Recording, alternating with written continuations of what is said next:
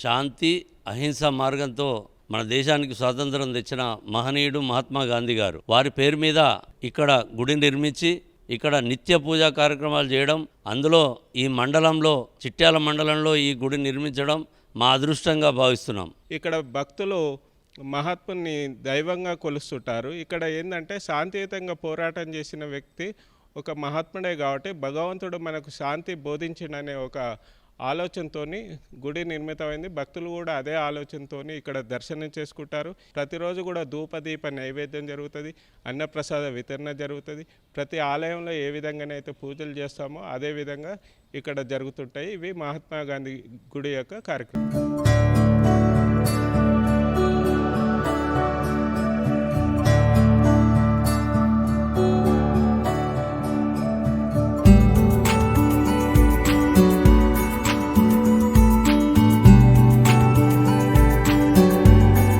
నా పేరు భూపాల్ రెడ్డి అండి.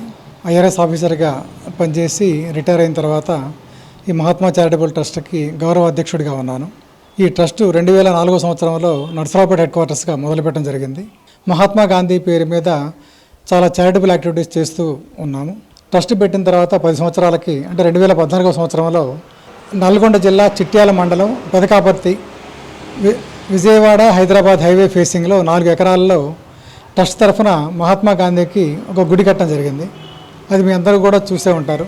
ఆ తర్వాత మరొక 10 సంవత్సరాలకి అంటే 2024 ఈ అక్టోబర్ 2కి రెండవ గుడి అంటే మన ట్రస్ట్ హెడ్ క్వార్టర్స్ ఎక్కడైతే ఉందో అక్కడే ఈ ట్రస్ట్ హెడ్ క్వార్టర్స్ ఉంది కాబట్టి ఇక్కడ మహాత్మా గాంధీకి గుడి కట్టడం జరిగింది. రామాలయం లేని ఊరు కానీ మహాత్మా గాంధీ విగ్రహం లేని ఊరు కానీ మన పూర్తి భారతదేశంలో ఎక్కడా ఉండదు కదా, మళ్ళీ మీరు గుడి ఎందుకు కట్టారు అని.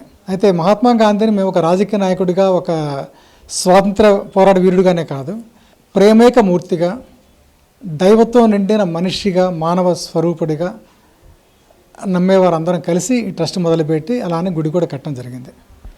సత్యము అహింస అనే రెండు మాటలు కనుక గుర్తుకు రాగానే మనకు స్ఫురణకు వచ్చేది మహాత్మా గాంధీని.